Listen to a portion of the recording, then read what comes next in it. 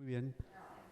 Arrancamos con un modelo del tiempo en Lacan. Un modelo del tiempo, no el modelo del tiempo, pero uno posible, que parte de la propia obra de Lacan. En el PIC, en el programa de investigación científica, uno de los puntos... Acá, más fuerte, acá me lo acerco un poquito, ahí está. Ahí, mirá, ahí va.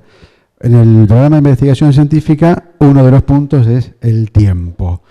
Aquí lo vemos dividido, como está en el PIC, el diagnóstico, que es el tiempo como experiencia inmediata y presente, el acontecimiento actual del cuerpo biológico considerado inefable como el presente privilegiado de intervención clínica. Y la concepción apolense, concebimos la intervención clínica en relación con el tiempo concebido como futuro anterior, sin presente y con estructura circular. Es tal cual, ¿eh? Ahora vamos a ver que es tal cual. Algunas propuestas, por lo menos. La flecha del tiempo. Un clásico, una representación que uno pensaría, bueno, debe ser muy antigua, debe venir de la época de, no sé, de cuando usaban las primeras flechas, los persas con la flecha, ¿no? 300 que le tiraban toda la flecha. Debe venir de ahí. No, tiene menos de 100 años. Esta expresión, esta idea, la expresión fue acuñada por Arthur Stanley Eddington, un físico inglés que fue el responsable de difundir la teoría de la relatividad en Inglaterra y fue quien la demostró por primera vez en 1919. Utilizó un eclipse y no les voy a... Es relativamente fácil de entender, pero no vamos a meternos ahí, pero utilizó un eclipse en 1919 y fue quien primero demostró la validez de la teoría de la relatividad. Entonces, la flecha del tiempo, pasado, presente y futuro. Esto es importante.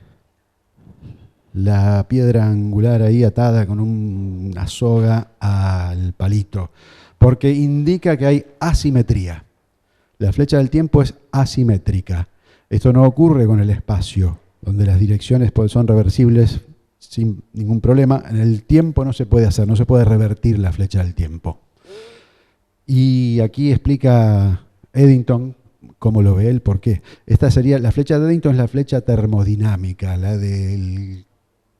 que va del orden al menor orden, del mayor orden al menor orden, que es la termodinámica como la explica Martin Grinkiewicz, que va del menor orden del mayor orden al menor orden. Este es Eddington. Eddington era un personaje muy interesante, tenía una participación religiosa muy fuerte, era gay y tuvo amores gay en la época que fueron, por supuesto, condenados, la sufrió, en fin, todo el desastre que nos podemos imaginar de la época le ocurrió a él, que era un gran científico, muy destacado en su país. En esa época, una de las razones por las cuales no se aceptaba a Einstein es porque era alemán. En Inglaterra trataban de sostener a Newton porque era inglés. Esta es la cita del libro de Eddington, 1928, La naturaleza del mundo físico. Dibujemos una flecha arbitrariamente.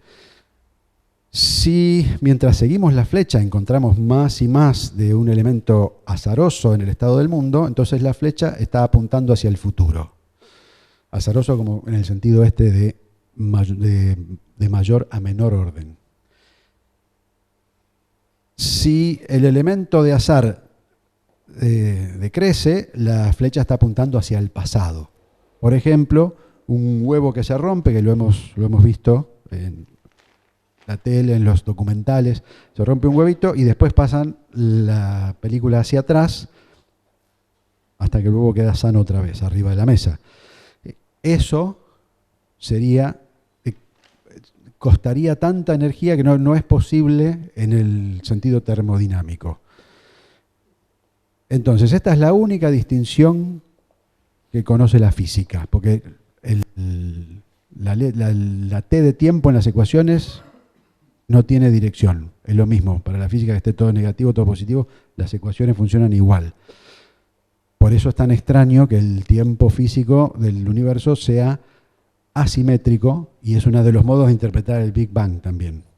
De una gran concentración de orden en el Big Bang al desorden, y obviamente con enclaves antientrópicos. La entropía es lo que sería el menor orden, no el desorden, el menor orden. Hay enclaves antientrópicos, pero eso siempre es a costa de otra cosa. No funcionan solos. Esta idea del futuro, de cómo interpretar el futuro y el pasado en el sentido de futuro menor orden y pasado mayor orden, funciona si se admite que la introducción del azar es la única cosa que no puede ser deshecha. Usaré la frase o el término o la expresión flecha del tiempo para expresar esta propiedad unidireccional del tiempo que no tiene analogía en el espacio. Muy bien, fuimos introducidos al aspecto histórico de la expresión y de la idea de la asimetría del tiempo. Esta sería la idea de Apolla, la idea de Lacan también. El evento 1 está aquí, él no está aquí detrás. El evento 1 está aquí, va hacia atrás, hacia el evento 2, y se causan mutuamente, digamos, generan este círculo lógico. Esto no sería un bucle, sino más vale un círculo, una circularidad lógica. Es perfectamente lógica y vamos a ver ejemplos de esto. Hubo un ejemplo buenísimo de lógica temporal. La lógica temporal es bastante reciente. El manual de lógica temporal que escribieron unos profesores daneses es de hace 30 años, es muy reciente el manual. El manual le dedica un capítulo entero a el jardín de senderos que se bifurcan, de Borges, un capítulo entero le dedican para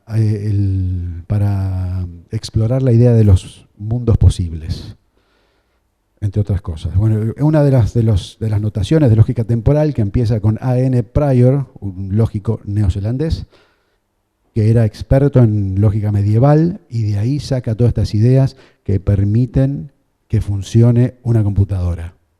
Porque la computadora no sabe qué pasa el tiempo, hay que escribirlo. Como dicen, hay que escribir el código.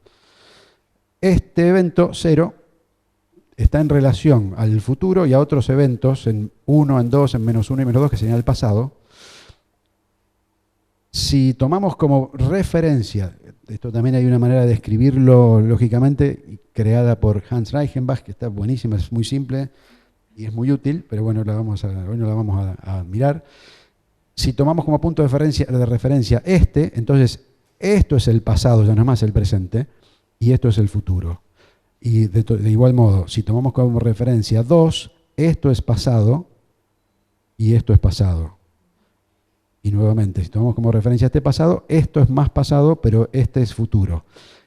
De este modo se puede observar que esto implica que no hay flujo del tiempo, implica una cosa importante, no hay flujo del tiempo.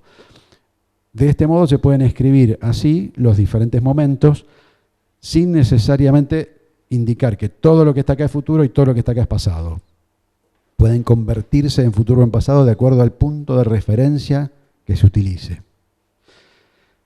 Acá hay un ejemplo interesante que yo encontré en Freud. En realidad esto no es Freud, sino esto es Husserl. La red de intencionalidad, el tiempo como red de intencionalidades de Edmund Husserl, que está en el libro de Merleau-Ponty, en la fenomenología de la percepción.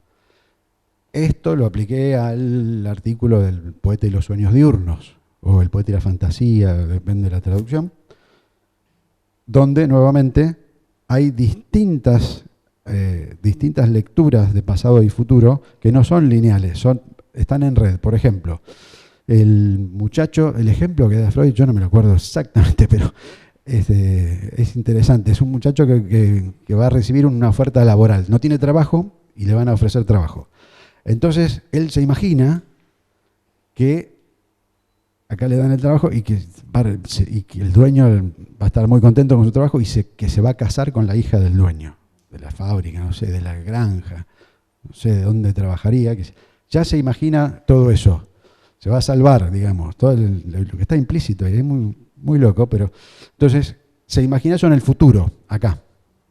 Pero resulta que desde aquí, de A, esta C está acá arriba, es lo que puede ver aquí.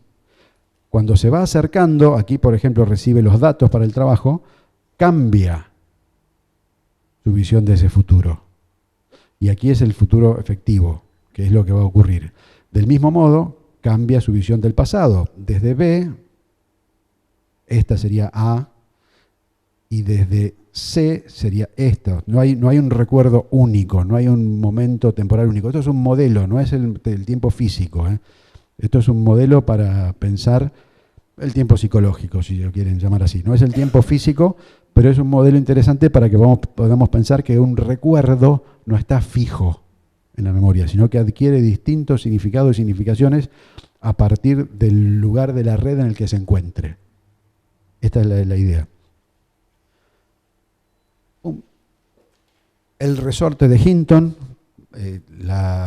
Borges también cita mucho a Charles Hinton. Hinton era un matemático que escribió mucho sobre la cuarta dimensión. Tiene libros fascinantes sobre la cuarta dimensión y escribió una novela también que es similar a Planilandia, a Flatland de Edwin Abbott. Es similar, utiliza las mismas ideas, pero mucho más compleja.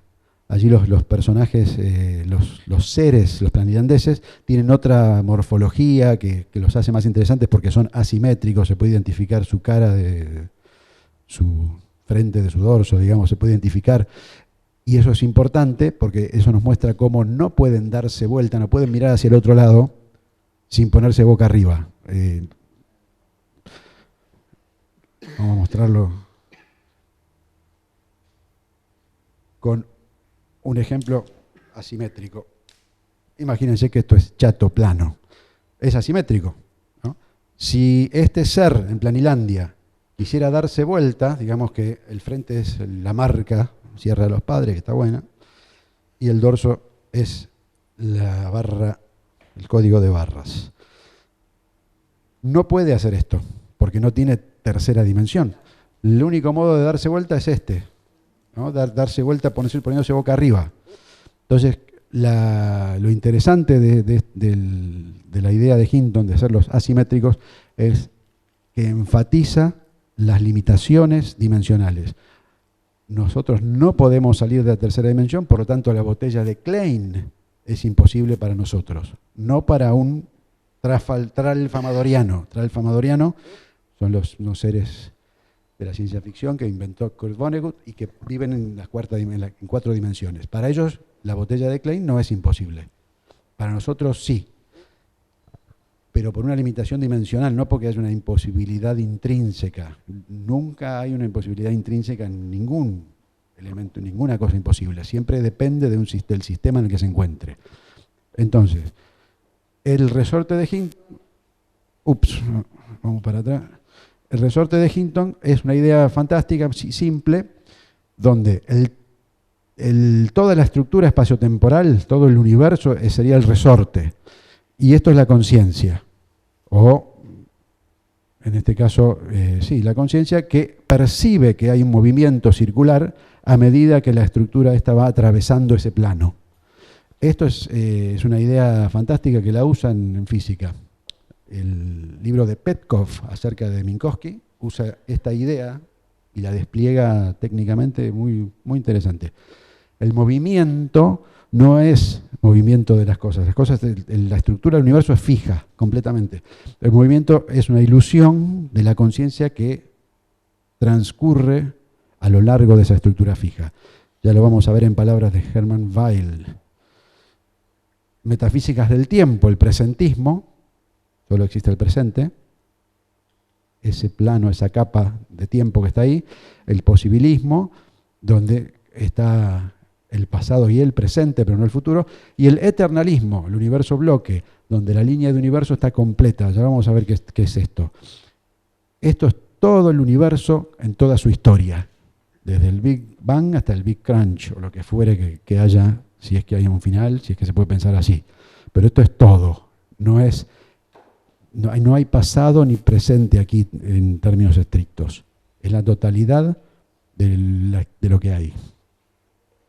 Uy, esto no se ve mucho, pero bueno, son las referencias en la obra de Lacan. Del seminario 1 y 2, para poner ejemplo, puse el 1 y el 2, de la EOL. Muy interesante que no hay ni una sola referencia científica. Cero. Y Lacan en el seminario 1 y en el seminario 2, en los dos, hace profusas referencias científicas. Una es la del tiempo, Norbert Wiener, un libro fantástico que ahora vamos a ver. Fascinante cómo se oculta y cómo se toma otra versión totalmente distinta. Hay otra página, que es la de Olga de Santesteban, que no recuerdo el nombre de la institución ahora, donde también tiene referencias y ahí sí incluyen las científicas. Eso está buena, ¿eh? No recuerdo el nombre de la institución, Olga de Santesteban. Que tiene aparte está buenísimo el lugar, parece París de verdad. Una especie de conventillo recheto en Belgrano. Está buenísimo. Wiener, Norbert Wiener, uno de los padres de la cibernética. Les leo la cita del seminario 1. Esto lo saqué de Paidós porque, bueno, si está distinto el francés, no creo que esté muy distinto, pero bueno, puede ser. Wiener supone dos personajes cuya dimensión temporal es en sentido inverso la una de la otra. Desde luego, esto no quiere decir nada, y así es como las cosas que no quieren decir nada significan de pronto algo, pero en un dominio muy diferente. Si uno envía un mensaje al otro, estos dos seres que viven en tiempos inversos, uno va para un lado, otro va para el otro, las flechas del tiempo. Si uno envía un mensaje al otro, por ejemplo, un cuadrado, el personaje que va en sentido contrario verá primero un cuadrado borrándose antes de ver el cuadrado. Esto es también lo que nosotros vemos. El síntoma se nos presenta primero como una huella, que nunca será más que una huella, y que siempre permanecerá incomprendida hasta el momento en que el análisis haya avanzado suficientemente, y hasta el momento en que hayamos comprendido su sentido. Puede entonces decirse que así como la Verdrangung no es nunca más que una Nachtrangung, lo que vemos bajo el retorno de lo reprimido es la señal borrosa de algo que solo adquirirá su valor en el futuro, a través de su realización simbólica, su integración en la historia del sujeto. Literalmente, nunca será sino algo que, en un momento determinado de realización, habrá sido. Ese es el futuro anterior, ¿no? Ahora vamos a ver qué quiere decir todo esto más en detalle, pero se entiende por lo menos un poco acá, ¿no? Ahora vamos a ver el video, un videito de un cuadrado borrándose y todo. Este es el libro de Norbert Wiener que cita Lacan. Cibernética o Control y comunicación en el animal y la máquina, 1948, en el MIT de los Estados Unidos. Esto me pareció fascinante, quizás si algún colega mexicano está mirando, otro de los padres, que yo no conocía, nunca, ni siquiera había escuchado el nombre. Acá dice, a Arturo Rosenbluth, por muchos años mi compañero en la ciencia. Wiener le dedica el libro a Arturo Rosenbluth, porque es prácticamente el coautor de este libro y de muchos otros que hicieron juntos. Otro de los padres de la cibernética. Nació en Guerrero en 1900 y murió en Ciudad de México en 1970. Yo no tenía idea que existía, pero es uno de los virtuales coautores de este libro. Una cita de este libro para que vean lo fascinante que era el pensamiento de Wiener, que era virtual enemigo de von Neumann. Von Neumann era el cheto militarista, gorila, todos los adjetivos de que quieran ponerle ahí. Usaba unos trajes carísimos. Hay una biografía que hace el contrapunto, una biografía en 2 tomos, que hace el contrapunto entre los dos. Y es fascinante, eran lo opuesto y trataban los mismos temas casi. Miren lo que dice Wiener.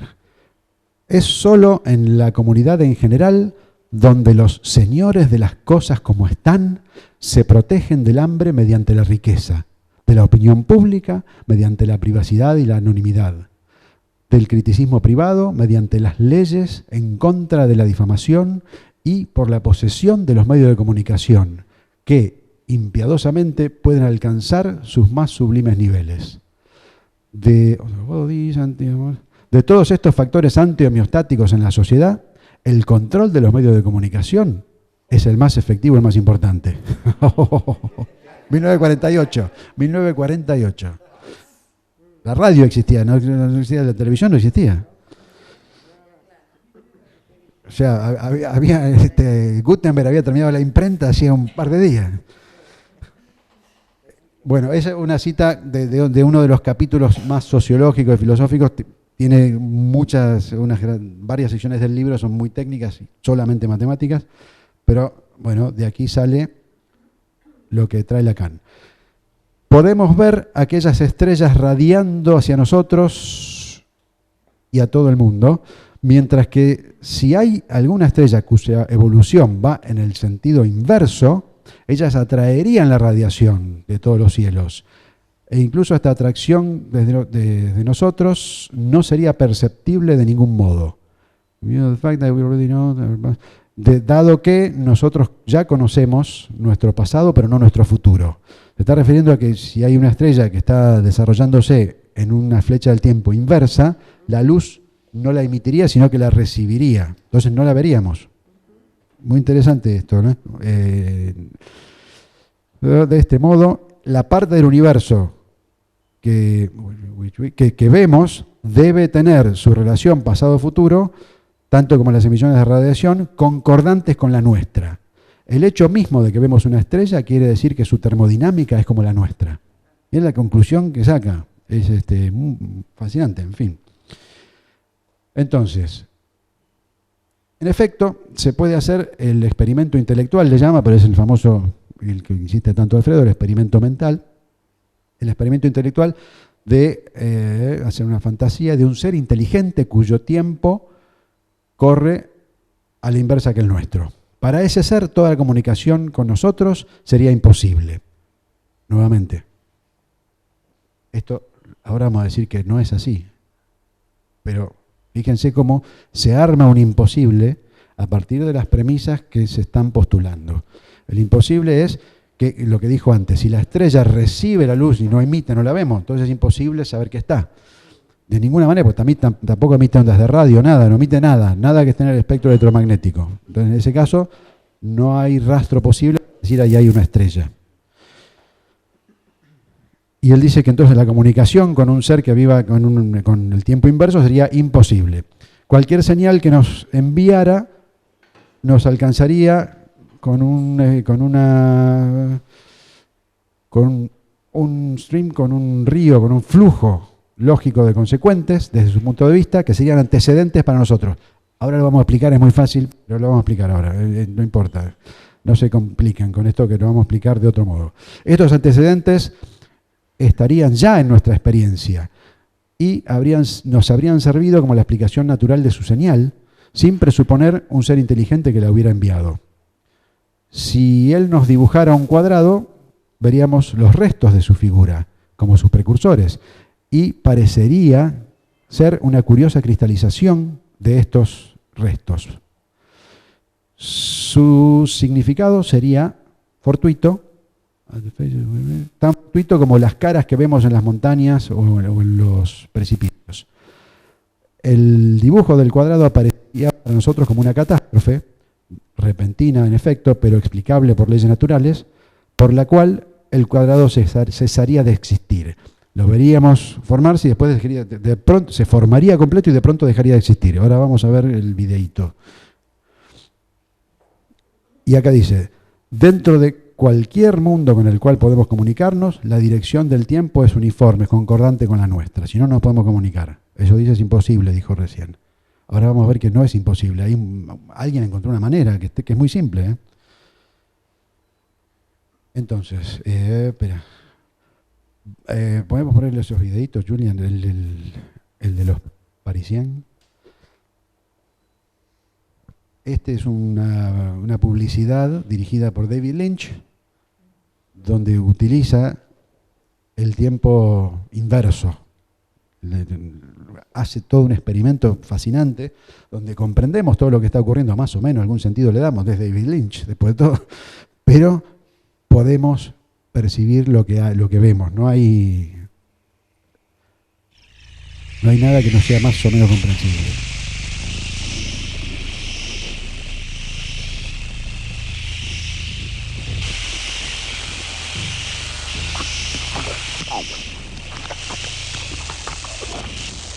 sea, los pescados volaron y ellos miraron hacia arriba.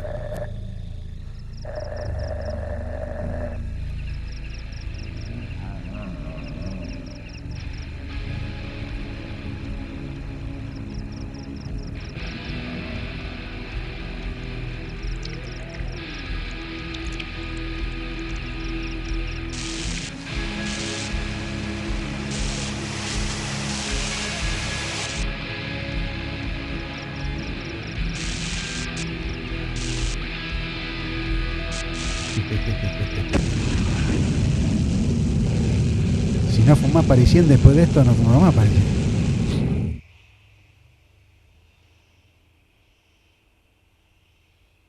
Muy bien.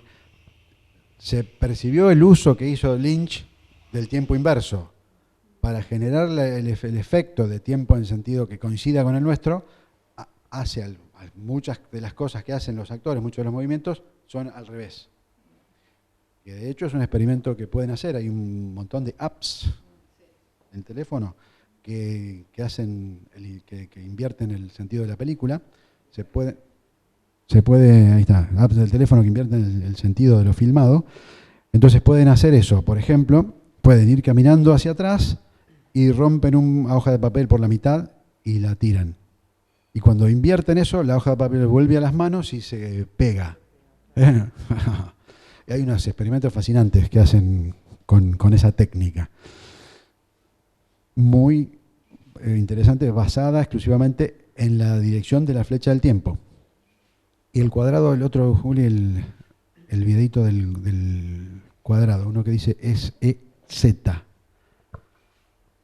Que justamente tomé un video de alguien dibujando un cuadrado y lo puse en un programita online que me dio vuelta. No da vuelta el programita, no dio vuelta la música, pero podría ocurrir, eso se llama backmasking. Los experimentos que se han... Las exploraciones que se ha hecho de backmasking también son interesantes, porque son con lenguaje. O sea, acá la música está para adelante, pero el video no, el video está para atrás. Y esto es lo que dice Wiener, lo que dice Lacan. Exactamente lo que vamos a ver acá. Ahí vemos el cuadrado.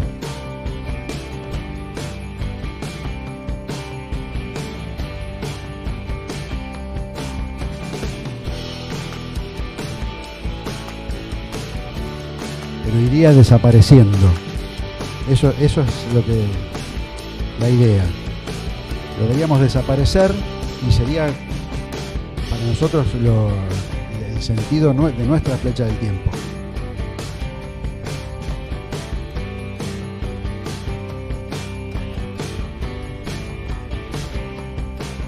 Y no es más cuadrado. Para quien lo dibujó, en el tiempo, para su tiempo propio, la flecha del tiempo va en la dirección que tiene que ir, pero para nosotros no. Entonces, en vez de verlo aparecer, lo vemos desaparecer. En el caso del backmasking, que es pasar una canción hacia atrás, o sea, agarrar el long play y pasarlo para atrás, se puede hacer con la cinta, de un grabador de cinta, en fin, ahora también están las apps para todo eso. En muchos casos se encuentran textos, dice algo la canción, pasada hacia atrás. La letra de la canción dice algo. En general son cosas satánicas. La más interesante es ¿conocen a Led Zeppelin? Sí, andan mucho mejor que el Hombre Araña. El Hombre Araña el otro día estaba en el avión haciéndose el traje. Y Jon Favreau, que es el director de las pelis y todo, el productor, es el actor también. Y Jon Favreau le dice, te voy a poner música. Y le pone Back in Black de AC/DC. Y el Hombre Araña dice, qué bueno, cómo me gusta Led Zeppelin. Veo que acá estamos mejor. El Led Zeppelin tiene la canción que todos hemos escuchado, Escalera al Cielo. Esa canción es muy interesante cuando hacen el backmasking, cuando la pasan para atrás. Casi toda la letra es que adquiere un sentido medio satánico. Dice, querido Satán, y toda la letra dice algo. Es fascinante, el backmasking con el lenguaje, con la reversión del lenguaje, ¿no? Entonces, continuamos con... ya pasamos esto. Otro ejemplo fascinante no de reversión temporal, sino ya de viajes en el tiempo. Los viajes en el tiempo son los que nos permiten, yo creo, pensar el síntoma para Lacan. Lo que dijo ahí del cuadrado y el futuro anterior tiene un modelo bastante, para mí, bastante preciso en la teoría de la relatividad general y especialmente en el concepto de tiempo de Minkowski, el universo bloque de Minkowski. Esta diagrama es de un cuento que se llama... Hay dos cuentos que se toman en filosofía para analizar la filosofía de los viajes en el tiempo.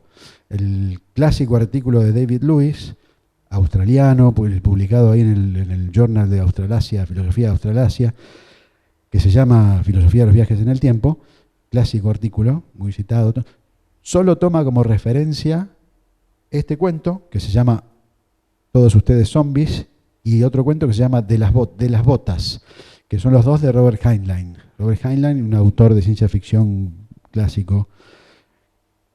Se han hecho algunas pelis con sus libros, no tantas como los de Philip Dick, pero se han hecho un par.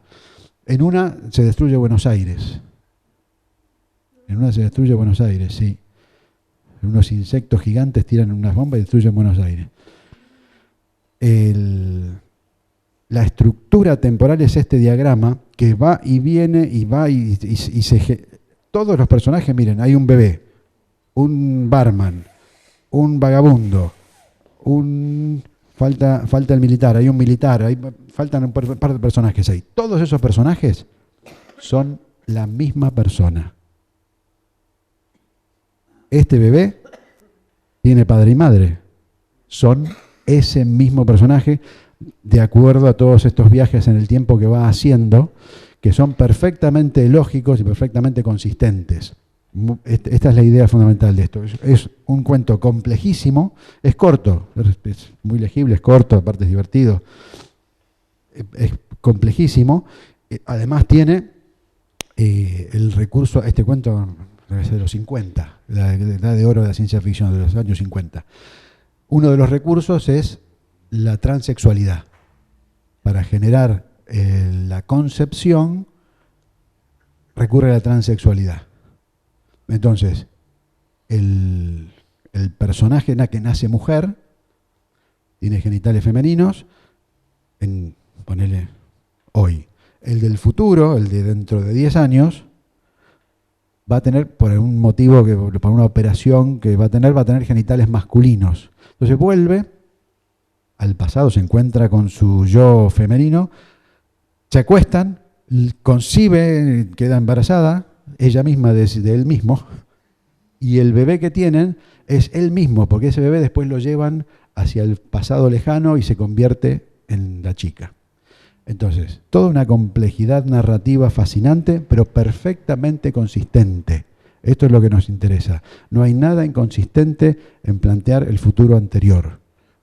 Nada inconsistente. Es totalmente lógico. Es lógica la circularidad. El bucle ese que está en el pic es perfectamente lógico. No hay nada ahí que no sea pensable. La línea de universo, el espacio-tiempo de Minkowski es este bloque de existencia, porque no es de tiempo ya, porque no transcurre nada, y es el tiempo, lo que sería la serie B de McTaggart, ahí no transcurre el tiempo.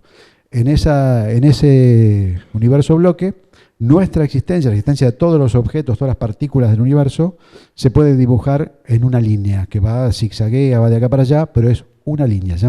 Minkowski la llama la línea de universo. La línea de universo esto es de un artículo mío que después, si quieren, lo pueden tener. Es muy bueno el artículo, además que lo diga yo. La línea de universo es el recorrido total de una partícula en el espacio-tiempo. No es la huella que deja una partícula a lo largo de su camino, sino todo su camino ya realizado. Son todos los eventos de una partícula ocurriendo en un mismo plano ontológico, no yacidos o porvenir. Minkowski lo dice así. Pongamos X y Z. Cuando dice X y Z, pensemos espacios, nada más. Solo eso, una E de espacio. Pero bueno, él lo escribió así.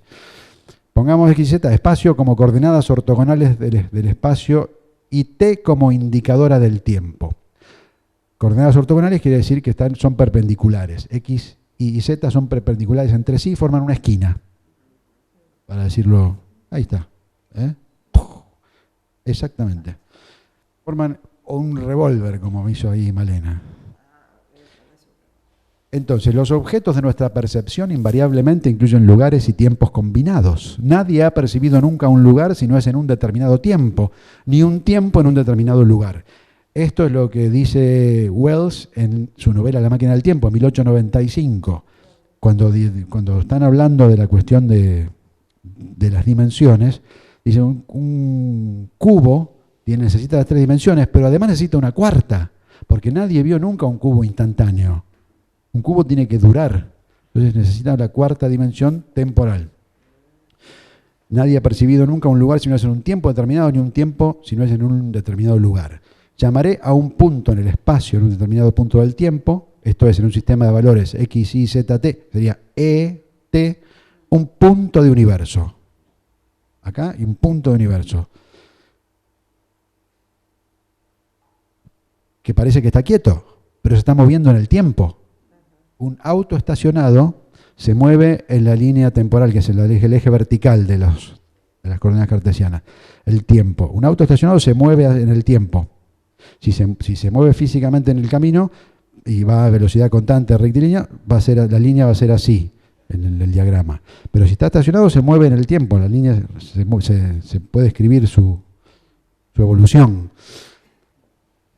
El punto de universo entonces se puede mover en el tiempo, no es fijo. Supongamos que podemos reconocer este punto de universo en cualquier otro tiempo.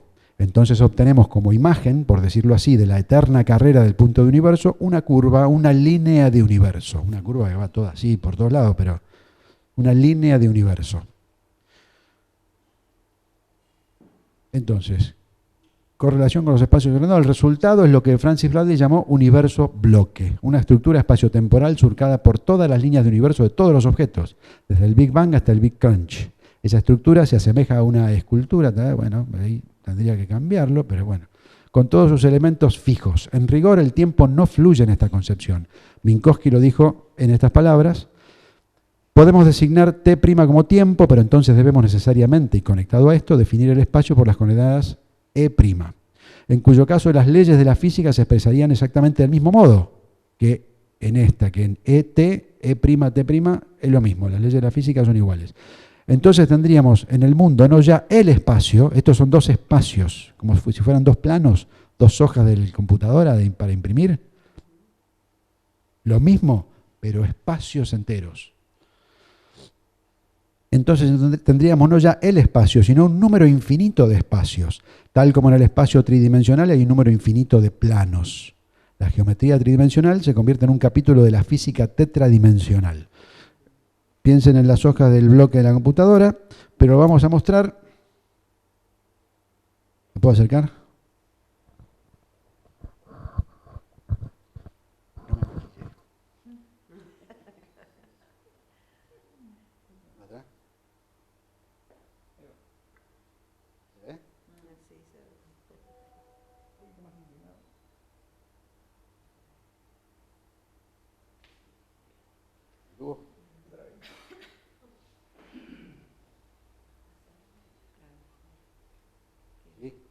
Muy bien. Este famoso, el flipbook, es un ejemplo de lo que estamos diciendo. Aquí vemos movimiento, aquí vemos movimiento, pero en realidad cada una de estas páginas está estática. Entonces, esto sería un ejemplo de la línea de universo. Si pusiéramos un puntito que se mueve, sería lo mismo. Acá hay un mago que hace aparecer una chica, pero podría ser un punto solamente, un punto escrito con una lapicera en distintos lugares y se estaría moviendo, lo veríamos moverse, porque estaría ocupando diferentes lugares espaciotemporales hasta formar la línea de universo. Pero entonces, esto, imagínense, esto funciona, lo podemos pensar, lo podemos concebir, imaginar, porque son planos, una pila de planos. Lo que dice Minkowski acá es que hay pilas de espacios, que eso ya no es concebible para nosotros. Tetradimensional. O sea, hay pilas de espacios. O sea, lo más que podemos pensar es un cubo arriba de un cubo, pero no es eso, porque es el espacio entero. cubo está dentro del espacio. Entonces, es... ¿no? Entonces, esto es fundamental. Ningún espacio tiene ningún privilegio sobre otro, de un valor sobre otro. El presente es solo una selección arbitraria de los valores de ET. Esto es una idea muy importante. El presente es una selección arbitraria. Por lo tanto, podemos pasar de una marca que esté más adelante o más atrás, que no es ya futuro ni pasado, es solo otra ubicación. Para Hermann Weyl, que es un físico y filósofo alemán, de todos de la misma época, ¿no? del círculo de Viena, toda esa maquinaria intelectual que había en Europa en esa época, que después desaparecieron todos porque o los mataron los nazis o se fueron a vivir a los Estados Unidos, con lo cual desapareció toda la inteligencia. El espacio y el tiempo intuitivos difícilmente sean el medio adecuado con el que la física construya el mundo externo. Las intuiciones del espacio y el tiempo, al igual que las cualidades percibidas por los sentidos, deben abandonarse como elementos para construir el mundo externo. Esas intuiciones deben ser reemplazadas por un continuo tetradimensional en el sentido aritmético abstracto. Mientras que para Huygens los colores eran en realidad oscilaciones del éter, recuerden el éter era esa sustancia que estaba acá. Hoy aparecen meramente como funciones matemáticas de carácter periódico que dependen de 4 variables que en tanto coordenadas representan el medio del espacio-tiempo. Lo que queda es una construcción simbólica, exactamente como las que elabora Hilbert en matemáticas. Lo que está diciendo, la percepción se reduce a una construcción simbólica, como el tiempo. Toda nuestra percepción del tiempo es lo mismo que nuestra percepción del color. La certeza subjetiva del paso del tiempo no es más cierta que la percepción de un color como propiedad intrínseca de un objeto. Weyl lo resume así: el mundo objetivo simplemente es, no sucede. Solo para la mirada de mi conciencia, que repta a lo largo de la línea de universo de mi cuerpo, una rebanada de este mundo cobra vida como una imagen fugaz en el espacio que continuamente cambia con el tiempo.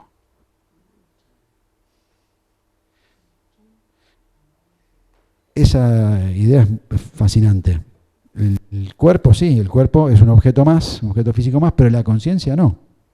La conciencia tiene otra experiencia. Y, muy bien, temporalidad del síntoma. Primero vamos a hacer la postal, porque vamos a mostrar Volver al Futuro. Tiene cosas que están muy bien y cosas que están muy mal.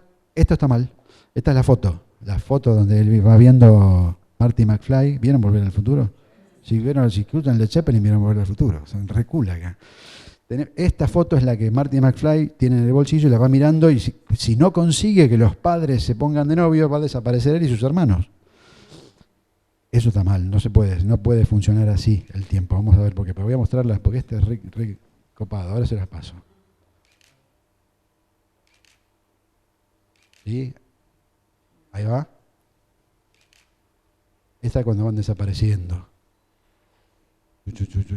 ¿Estuvo? ¿Lo pueden ver? Devuélvanlo, ¿eh? Eso por un lado, y por otro lado el video. Que esto sí, esto es para mí entender, con todo lo que vimos recién, esto es el síntoma para el cambio.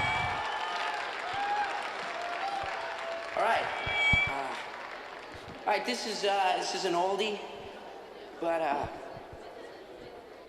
well, it's an oldie where I come from. O sea, esta es una canción vieja de donde yo vengo. All right, guys, listen, this is the blues riff and B. Watch me for the changes and try and keep up, okay?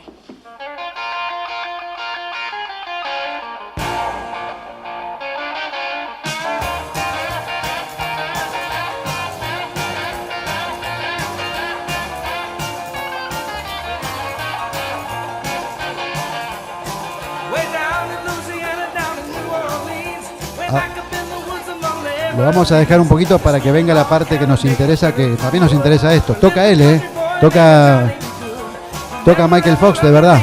Sí, sí.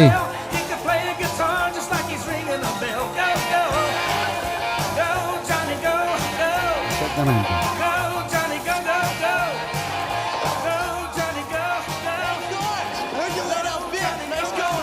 Y ahí está funcionando, se están enganchando los padres.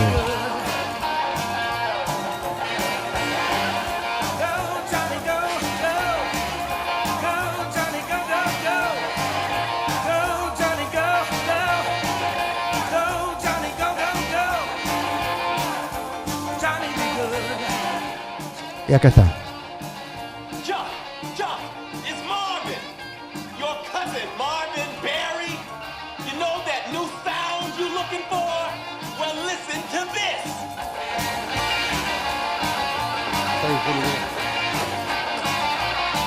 Muy bien.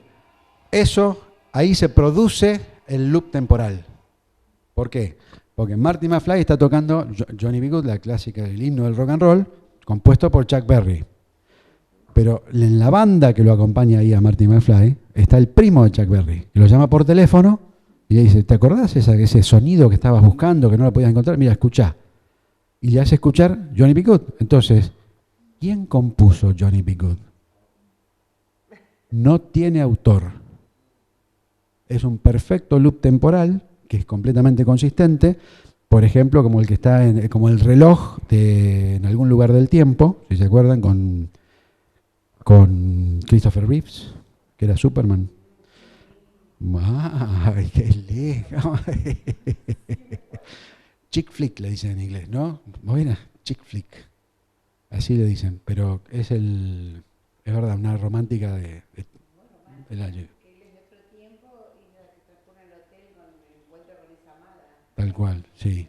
Que empieza en nuestro presente y con una señora de unos 80 años que le da un reloj. Y ese reloj finalmente él se lo da él a ella en el pasado. El viaje en el tiempo ahí no es un delito, no está nada explicado, se despierta en el pasado. Claro, era medio mágico ahí. Pero lo interesante es que él le da el reloj que después ella le va a dar en el futuro. Entonces ahí se produce también un loop temporal que es perfectamente consistente. Es la idea fundamental, es consistente. No hay ninguna trampa, la circularidad funciona. Muy bien. Y esto lo pensamos en términos del futuro anterior y del síntoma, y del trauma también. El trauma bien puede desaparecer a partir de efectuar alguna intervención simbólica desde el presente, o aparecer. Puede aparecer, que es el caso que estaba tomando yo a Mónica Lewinsky, pero ahora hay muchos casos más. Los más recientes son las chicas que denunciaron a Plácido Domingo, que dicen abiertamente, sí, yo me acosté con él, pero bueno, hoy me doy cuenta de que fui abusada, de que su poder presionó sobre mí. Todo eso. Se puede constituir el trauma a partir de una construcción simbólica del presente. Entonces, Paul Nahin, que ha escrito un par de libros muy buenos sobre la literatura de los viajes en el tiempo, que hace un relevamiento fascinante de centenares de cuentos y novelas, sobre todo los cuentos, dice así Paul Nahin. Algunos cuentos de ciencia ficción son ilógicos porque erróneamente hacen una analogía entre viaje en el tiempo hacia el pasado y viaje en el espacio. Con este último, con el espacio, se pueden hacer cosas que nunca se hicieron antes. Se puede ir a lugares donde nunca se estuvo, debería decir, pero bueno. Se puede ir a lugares donde nunca se estuvo. En el ejemplo del abuelo y el nieto, este ya forma parte de su propio pasado desde el inicio, no es un agregado posterior. Es decir, Marty McFly con la foto, no puede ocurrir eso. O bien estuvo o no estuvo. No se genera una paradoja, porque no es como el espacio, ¿no? Si yo nunca estuve en ese punto del espacio, me puedo mover ahí y puedo volver. Pero si no estuve en mi propio pasado, no puedo ir a mi pasado si no estuve allí. Si yo no me dije si no me di a mí mismo los planos de la máquina del tiempo, no la puedo construir. Y sí. ¿Te acordás de la película que viste una cuestión de tiempo? La película inglesa, donde ahí sí se produce la paradoja y con su padre comparten ese privilegio de poder viajar en el tiempo. Con Domhnall Gleeson, el pelirrojo, sí. Sí. El hijo de Brendan Gleeson. para más datos. Sí, sí, yo me acuerdo de Star Wars, ¿viste? ¿Qué sé yo? Pero bueno, el asunto es que eso no puede ocurrir. Hay muchas películas que recurren a eso. Frecuencia es otra, donde se borran cosas escritas, por ejemplo. No puede ocurrir porque el tiempo es uno. La multiplicidad de líneas temporales es una idea buenísima que existe en la física, pero es otra física, la cuántica. Hugh Everett propone eso en su tesis doctoral, la idea de los muchos mundos, donde hay líneas temporales múltiples. De hecho, hay una línea temporal para cada estado de las partículas. Esa es la idea de Everett. Pero no hubiera funcionado, y en muchos casos, muchos de los recursos de los cuentos y de las novelas que están construidas con la circularidad lógica, es la causa del advenimiento. Muchas veces hacen eso. Terminator, muy bien, esa es consistente. Entonces, esto es lo que nos interesa, que ver que la circularidad temporal es consistente. No hay nada allí que no pueda ocurrir, salvo cambiar el pasado. Se puede afectarlo y causarlo, eso sí. Se puede causar el pasado y causar, a través de esa causa en el pasado, causar el presente. Pero no se puede alterar, porque ya está establecido en el bloque ese que es el universo bloque. Entonces, nuevamente, esto sí puede ocurrir, que aquí está la construcción simbólica, que puede ser la interpretación, como decían hoy Bruno y Tomás, que puede ser una interpretación que genere esto, que a su vez genera otro sentido en el presente. Uy, esta es buenísima. Acá tenemos otro ejemplo de lo que no puede ocurrir. Esta es Avengers Endgame, la última de los Avengers. No las miraría yo, pero bueno, el pibe mío las mira. Son espantosas, pero bueno, esta película, Avengers Endgame, en este momento es un fenómeno de la cultura popular porque es la película más taquillera de toda la historia. Pasó a Avatar. Ya la pasó. Ganó más plata que Avatar. Entonces, en este momento es la más taquillera de toda la historia del cine. Es así. Entonces, acá hacen un delirio total, van y vienen en el pasado. Saltan de una línea temporal a otra, ni siquiera se quedan en la misma, saltan de una a la otra. Por ejemplo, acá en este punto, el Capitán América, que es un capo y es el más piola de todos, que uno diría va a ser el más gorila, va a ser el más conservador, pero aparte está buenísimo porque yo le puedo explicar al pibe mío cómo funciona el mundo por el Capitán América, porque en un momento se pelea con Iron Man porque Iron Man quiere ponerse a disposición de los presidentes del mundo. El Capitán América dice, no, todos esos tipos están trabajando para alguien. Nosotros no vamos a estar trabajando para los que trabajan para los millonarios. Capitán América, yo no hubiera pensado, pero re piola. Entonces ya establecemos los millonarios son los malos, y se hacen millonarios porque le sacan plata a la gente que trabaja, y el mundo se hace muy simple y muy imposible de desarmar. Y bueno.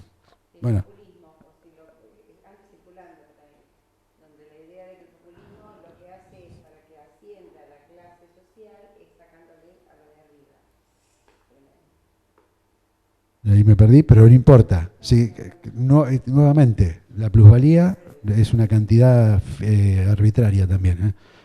Pero bueno, la cuestión es, Capitán América sale de acá y se va a distintas líneas temporales a devolver las piedras, las gemas del infinito. Estas son distintas líneas temporales que se fueron abriendo.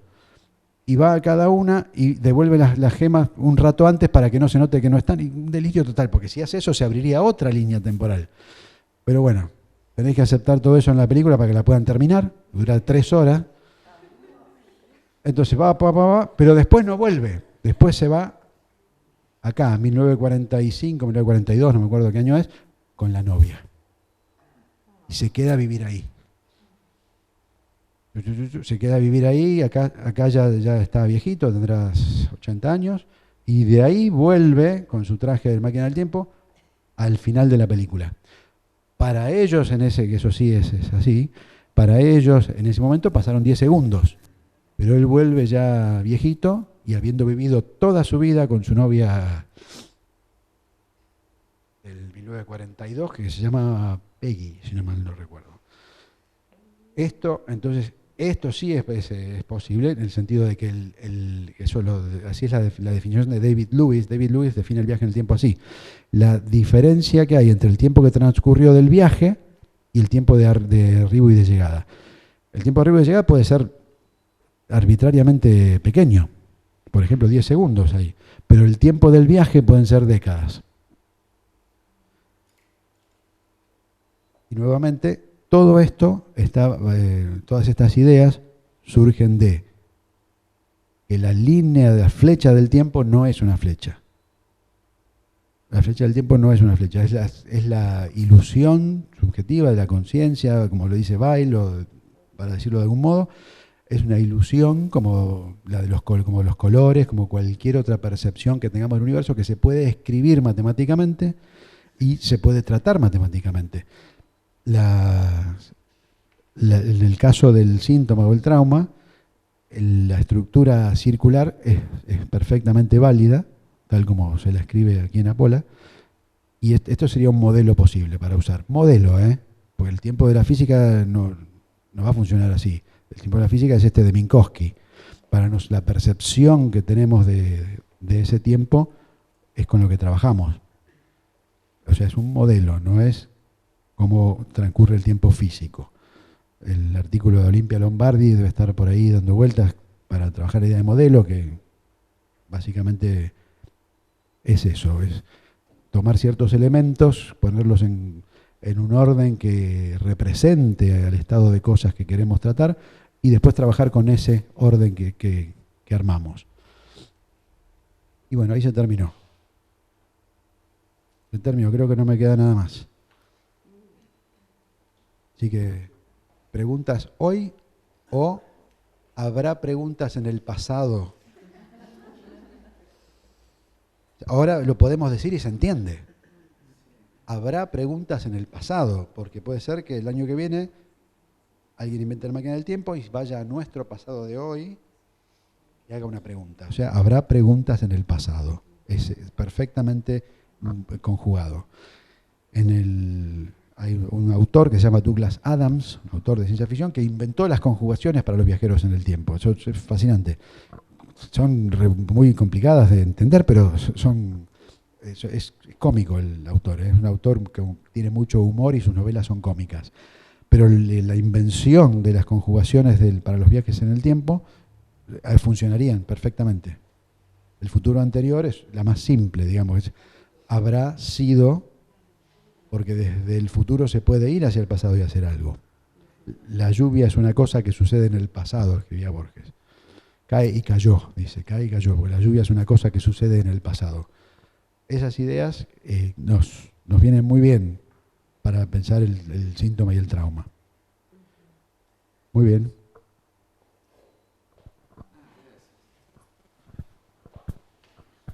No quería retomar algo que dijiste que me parece que es bien importante para la cuestión clínica, ¿viste? Es decir, el hecho de que el pasado sea modificable. Porque hay posiciones clínicas donde implícitamente se trabaja como que, mirá, lo pasado pisado, es decir, dejemos eso de lado, vemos qué está pasando ahora, etcétera, etcétera. Cuando en realidad el pasado es modificable, ¿de qué manera y en qué sentido? De que es un pasado, ¿no es cierto?, donde lo que están articulados son significantes. Al cambiar la disposición de uno de ellos, la inserción de otro o el retiro de alguno, ese pasado cambia. Lo que en algún momento hacía sufrir, resultaba doloroso para cada quien, de pronto queda como un recuerdo que se va diluyendo, nada más, ¿no? Tal cual, siempre con la salvedad, está muy bien lo que decía Roberto, con la salvedad de que no estamos hablando del tiempo físico. Es muy importante hacer esa distinción, porque el pasado al que te estás refiriendo es la flecha subjetiva del tiempo, la flecha psicológica le llaman. A eso nos referimos. Sí. Mirá, muy importante lo que decís, porque la discriminación esa entre el tiempo físico y el tiempo subjetivo. Cuando yo hice lo que acabo de decir, estamos hablando del tiempo subjetivo. Sí, claro, muy bien.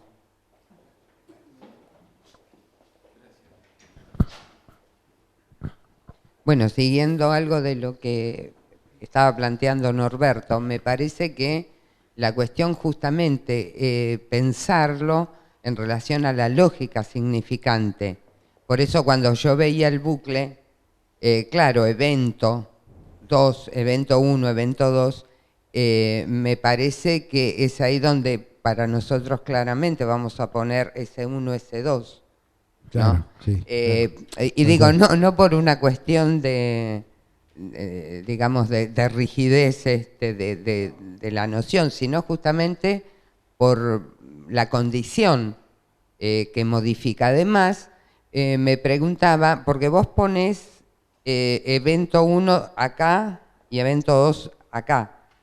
Claro, para ¿sí? generarla y está Claro, S1, S2, sí. porque me parece que cuando nosotros escribimos S1, S2, lo que estamos diciendo es que esto que está operando como 2 es lo que habilita la condición de S1. Claro. ¿Sí? Digo, me parece en relación justamente al problema de la lógica significante. Sí, que es apasionante esto que estabas ubicando y que me parece que además ese loop que marcabas del tiempo en la película Volver al Futuro y la condición del autor tiene como ese doble interés, no solo esa condición de loop en el tiempo, sino aquello, si querés, como dato, como algo de valor significante, justamente no tiene materialmente autor.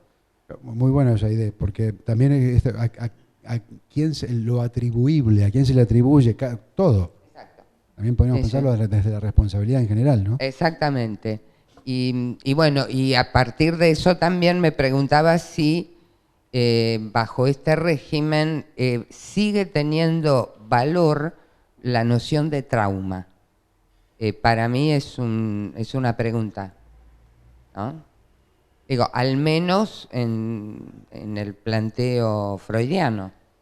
Sí, claro, como en el sentido de la flecha del tiempo que ocurrió en un punto en el pasado y eso causa lo que ocurre en el presente, no. Para Lacan no, porque justamente por lo que decía Norberto, de que se reorganiza, puede desaparecer o puede aparecer. Claro, pero me parece justamente si eso a su vez, no la condición del trauma en el sentido de algo que sucedió, no importa eso. Digo, si el concepto trauma podría ser o no, digamos, pertinente para esta lógica del bucle. Es una pregunta, no lo tengo... por ejemplo, para dar un ejemplo, a ver si por ejemplo, un veterano de Malvinas, que viste que los tratan con PTSD, y ya está. No hay manera de ahí de salir de ahí. Con la idea de... perdón. ¿Cómo se dice? Estrés postraumático. Sí. Con la idea de el estrés postraumático. Sí. La psiquiatría los aborda desde ahí, sí. Entonces ya automáticamente los fijan al trauma. No hay manera de... Va a existir siempre. La propuesta yo creo que la propuesta es que no necesariamente está fijo y que se puede desarticular. Esa sería la idea de trauma. Pero claro, no sé ahí si sigue llamando trauma. A eso me refiero. Me parece que se cae como noción, ¿no? En el proyecto, en el Proton Pseudohistérica, Freud trabaja el tema de la pastelera, y me parece que es justamente al revés, que es la escena, la segunda, la que convierte en traumática la primera. ¿Tu nombre era? Fernán. También lo que dice Fernán, porque son las dos únicas instancias donde aparece esto en Freud así bien explícito, ¿no? Que es el Proton Pseudos del 1895 del proyecto y el proyecto de los sueños diurnos. Sí, Federico, te quería preguntar, retomando igual esto de lo del trauma, la cuestión del Ich et Nunc que critica Lacan de los post-freudianos en el sentido del aquí y ahora, donde hay dos dimensiones, incluso espacial y temporal, y rescata el valor de la anamnesis. Quizás no el trauma, pero sí el historizar, porque si se plantea, digamos, en términos de pasado, ahí sí quizás el tiempo físico cobra valor en el sentido de, bueno, desde cuándo te pasa, pero no porque haya una causa, no como una cuestión causalista, pero sí en términos de, bueno, como viajar un poco al pasado, pero... Lo que pasa es que ese pasado no está determinado. Se construye, que esa es la cita, no sé si estaba en esa cita o en otra, que está ahí, en esos párrafos del seminario 1. Se construye. El buen orden, dice Lacan, es del porvenir hacia el pasado.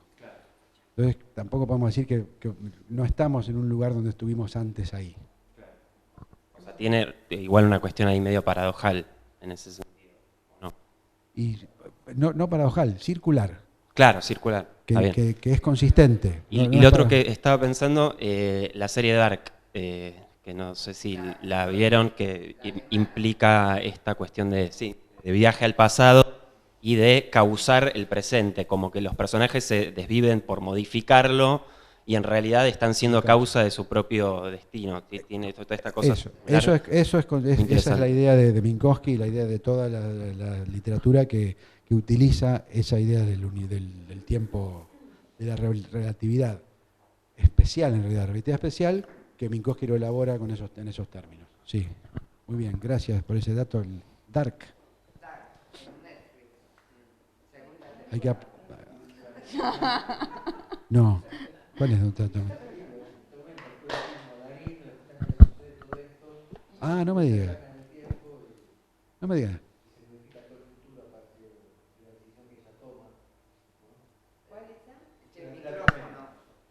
Perdón, Durante la tormenta. La película se llama Durante la tormenta, está en Netflix, es española, actúa el Chino Darín y justamente ella viaja se encuentra con una televisión vieja, la prende y a través de esa televisión se encuentra con una grabación de un chico que la había grabado en el pasado. Pero el chico cuando la graba en el pasado la ve a ella en el futuro, bueno, tienen que verla. Es una estructura bastante compleja. Bueno, la Casa del Lago se comunican a través de las cartas, del buzón, claro.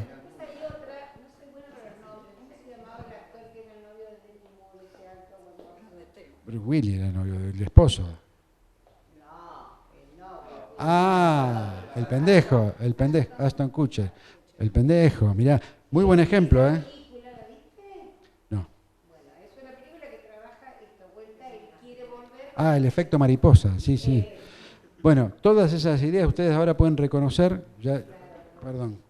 No, quería por ahí plantear algo en relación porque se habló del Nachträglich freudiano, como para situar una diferencia, ¿no?, en términos de lo que es el Nachträglich freudiano y esto de la lógica significante que se planteaba en términos de esa circularidad, porque en Freud la huella, si bien no tiene una significación de entrada, está la huella no solamente, además en tiempo, en el espacio también, ¿no? La otra condición es que se vuelve traumática cuando se enlaza y efectivamente es retroactivamente. Pero en la lógica significante no hay esa primera huella, o sea, no hay el S1 hasta que el S2 no lo convierte en S1. Me parece que es importante esa diferencia. Sí, buenísimo. Muy bien. Sí. Vos, Fede, mencionabas el concepto de modelo. ¿No? A mí, digamos, sin duda, este modelo corresponde, me parece, es el bloque de Minkowski. O sea, presupone un universo espacio-temporal pleno, digamos, ¿no? Completo. Ya está dada toda la historia posible de todos los posibles. ¿Sí? A mí me parece que tiene un límite este modelo. Digo, y me parece que en Lacan hay otro modelo que en general no tomamos para pensar el tiempo circular. El límite... Digo así, a mí me parece que el modelo de tiempo retroactivo de Lacan tiene que ver con el significado. Por ejemplo, ¿sí? Si lo digo a propósito así, si el nazismo tuviera un significado bueno, si nosotros consideramos que el nazismo es bueno, digamos, todos los episodios tendrían otra significación. El desembarco de Normandía, digamos, significarían otra cosa, ¿sí? A lo que voy es que me parece que digamos que la posibilidad de una nueva significación no está en ningún bloque. O sea, lo que estoy discutiendo es la idea de bloque universal de Minkowski para la idea del tiempo como estamos pensando nosotros como un tiempo de la significación. O sea, estoy proponiendo que hay un límite, me parece, en ese modelo, porque el tiempo como nosotros pensamos, digamos, no está autocontenido en un universo. O sea, cualquier significación novedosa que se imponga sobre, ¿sí?, cualquier serie podría inventar algo que no está, digamos, no está contemplado. O sea, estoy atacando la idea de universo, de bloque universal, del bloque universo espacio-temporal de Minkowski. Digo, me parece que es una limitación del modelo. No, en realidad no es así. Porque solo ocurre cuando la línea de universo se encuentra consigo misma, no, se encuentra arbitrariamente cercana. Si no, no ocurre. Si no son todas, van para adelante. Es verdad lo que decís. Bueno. Solo ocurre cuando da la vuelta y se produce el círculo. Por eso, pero podría ser, es justamente retroactivo. Es una nueva significación, Sí, inventa un pasado. Claro. ¿Sí? Que es efectivamente lo que podríamos decir el efecto creador de memoria que tiene un análisis. O sea, eso ha sido, es a partir de una nueva significación de algo que cambia, digamos, para ser coherente, en algún sentido. Y acá hay otro aspecto que me parece una dimensión que es clave, que es la lógica. O sea, una concepción lógica del tiempo. Y a mí me parece que el modelo que da Lacan es en el sofisma. El sofisma de certidumbre anticipada, el tiempo lógico de certidumbre anticipada. Fíjate que, para los que recuerdan, ¿no? Son 3 presos, hay 5 círculos, 2 negros y 3 blancos. ¿Sí? Ahí es ¿quién soy? Es la pregunta. Porque los prisioneros tienen cada uno un círculo, saben que hay 5 círculos, 2 negros y 3 blancos, y nadie sabe qué círculo tiene. O sea, la pregunta es ¿qué soy? La única manera, y eso es lo interesantísimo del modelo ese, que es lógico, es que, digamos, en función de lo que los otros, del comportamiento de los otros, por ejemplo, si nadie sale corriendo de la habitación, ¿sí? La conclusión es que puede haber, no hay 2 negros. Nadie ve 2 negros, porque si alguien mira a 2 negros, sale corriendo. Y si alguien sale corriendo, yo ya sé que yo soy blanco, porque veo 2 blancos. pero nadie puede salir corriendo, porque al yo ver 2 blancos, nadie sale corriendo. La pregunta es, ¿puede haber algún negro? ¿Sí? Pero a su vez, si nadie salió corriendo de una, y alguien hubiera visto un negro, tendría que haber salido corriendo en el segundo tiempo. Entonces, el he sido es en función de ese movimiento. Entonces, quiero decir, me parece que hay un modelo lógico del tiempo que está ligado a la significación, que me parece que tiene una ventaja sobre el modelo del bloque universal de Minkowski, porque el tiempo en el que nos movemos, que es el tiempo de la significación, en algún sentido no entra en ningún universal. No hay una línea.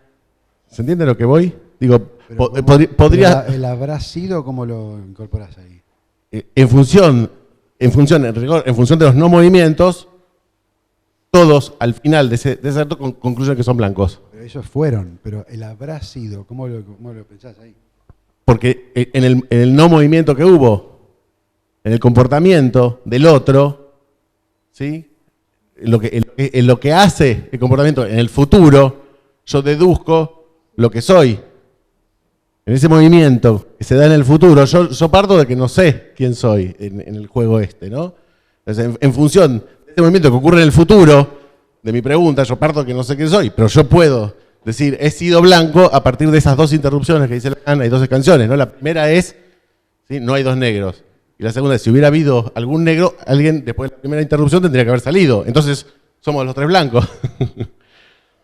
¿Se entiende? Digamos, en ese sentido, pienso que el modelo lógico ofrece, digamos, por eso digo, no es casual que Lacan diga el tiempo lógico, ¿no? Ahí usa el tiempo lógico, habla, Sí, digo, esa pista estoy siguiendo. Hay otros modelos lógicos, está el de Reichenbach, que está muy bueno, Bueno, también, pero no lo conozco, pero bueno, eso quiere decir, porque me parece que el universo bloque de Minkowski de este modo nos habla de una determinación. Es como si dijéramos, usando eso, que no podría ser la significación, no se podría crear significación. No, porque vos Digamos, los significados no podrían. Vos nunca tenés el ojo de Dios. Eso sería verdadero si tuvieras el ojo de Dios, si estuvieras viendo todo el universo bloque. Pero no estamos en esa posición. Claro. Siempre estamos dentro de una línea de universo con tiempo propio. En ese sentido, es un ejercicio intelectual, pero lo que decís es cierto. Sí, está bueno eso. Me parece que la retroacción es eso, digamos, ¿no? Para sostener algo como un significado, tenés que armar toda la cadena de significación previa. Si no, eso, el nazismo es bueno, te arma una historia. Vale para la política también. Bueno, ¿ya estuvo? Bueno, muchas gracias.